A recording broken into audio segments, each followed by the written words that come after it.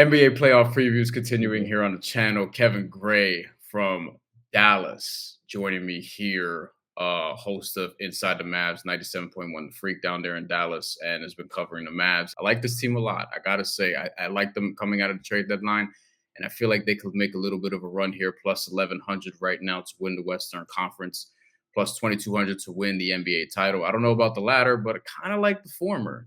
Are you that optimistic about this team right now? Yeah, man. First of all, I appreciate you having me on, man. The Mavericks right now, the hottest team in the West, and you look at what they've done over the last now 18 games, 16-2 over the last 18.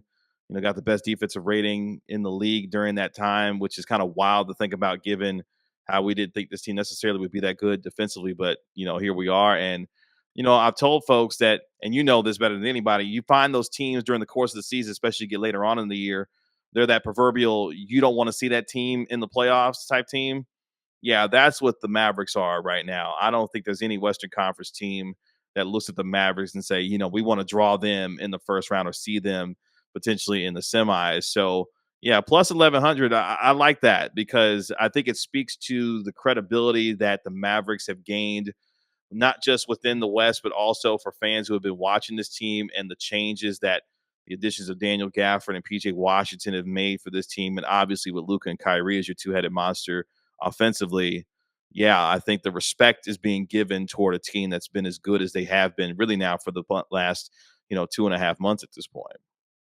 Nuggets plus 140, Clippers plus 425, Thunder plus 700, Suns plus 900, Timberwolves plus 900. Those are the five teams above the Mavs right now.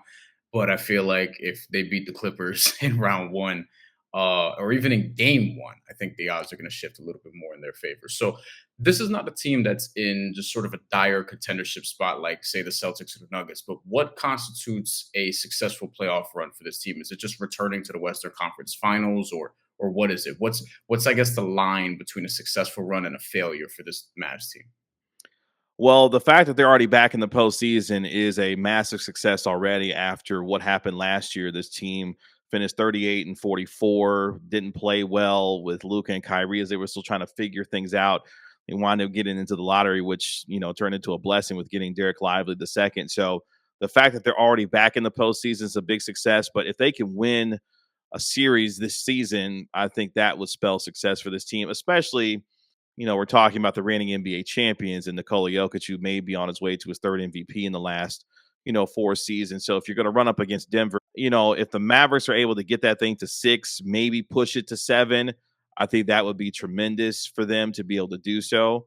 But yeah, based on who they've drawn in terms of Clippers, I think a lot of Mavericks fans feel like that they can beat the Clippers in this series.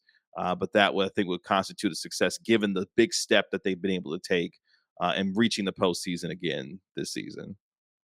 If I'm power ranking the Nuggets' biggest challengers out west, I feel like Minnesota and Dallas are probably the top two teams in terms of matchup problems. Is Dallas a matchup problem for Denver? You feel like at this stage, given the offensive firepower that they have now around Luka Doncic with Kyrie Irving and others, but also just the guys that they have who can actually do things defensively. Because I love Daniel Gafford. PJ Washington's giving you something. Derek Lively, when he's healthy, is very, very active.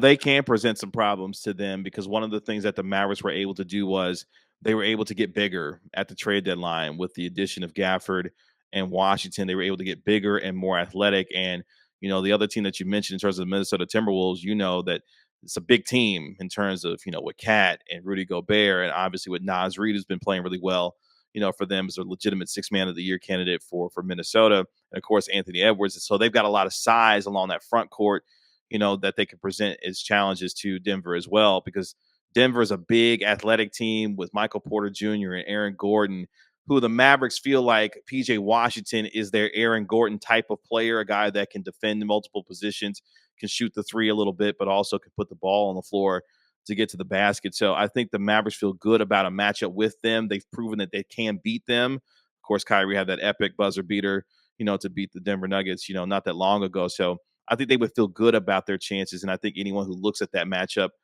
could see that series going potentially 6 or 7 games, just given how good this team is offensively, but more importantly, how much they've improved defensively, that they can challenge teams in that way. So the great ones in NBA history, which Luka Doncic looks like he could be, kind of get their team to a spot before you expect. Is this a team that could actually get all the way to the finals this year?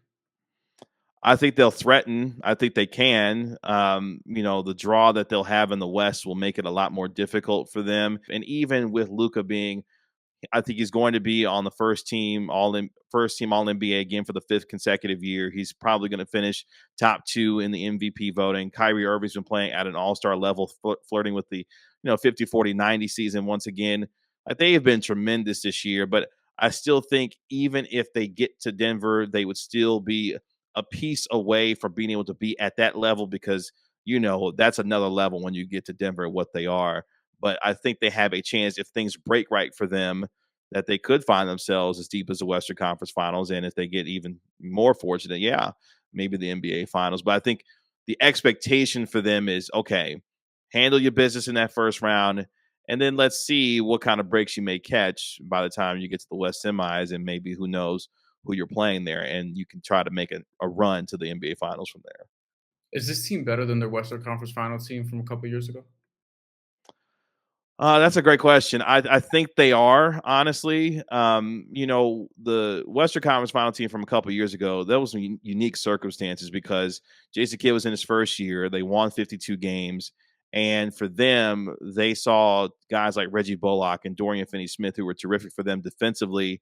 They played more postseason minutes than any two other players in that particular postseason run. So they were playing a lot of minutes. And I think they played that group, whether it was Jalen Brunson, who America got to know during that playoff run with his ability to step in for Luka Doncic when he missed the first few games, Yeah. against the Utah Jazz.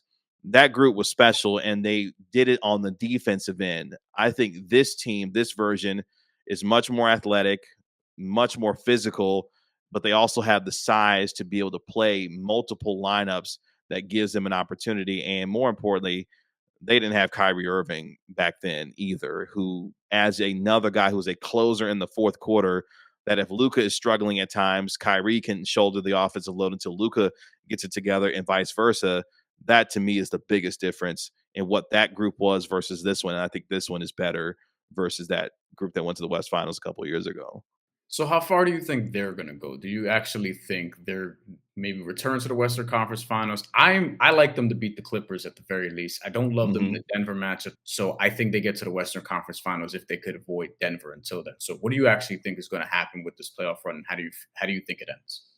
I would feel good about their chances to get to the West Finals because in any series, you're probably going to have, aside from a Denver series, you're going to have the best player in that series. Whether it's the Clippers against the Mavericks, Luka Doncic is the best player, and arguably you can make a case that Kyrie's the second best player. Obviously, with Kawhi Leonard and Paul George there, there's a case to be made for those two guys. But in any series, most likely outside of Denver, you're going to have the best player on the floor in Luka, and that's a great start. So if you could find yourself getting the right kind of matchup, because I said before even the postseason started that if the Mavericks found themselves against the Timberwolves or the Oklahoma City Thunder, I would feel good about picking the Mavericks to win a series against either one of those teams, especially the Thunder, who, as talented as they are still a young group that hasn't been there and now are going to experience for the first time what postseason basketball looks like and feels like.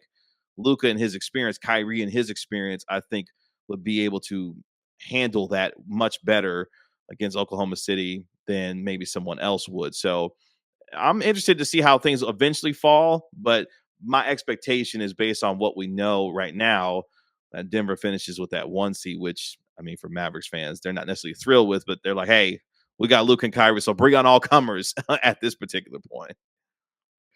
All right, that's Kevin Gray. Follow him at Kevin Gray Sports and subscribe to Inside the Mavs on 97.1 The Freak.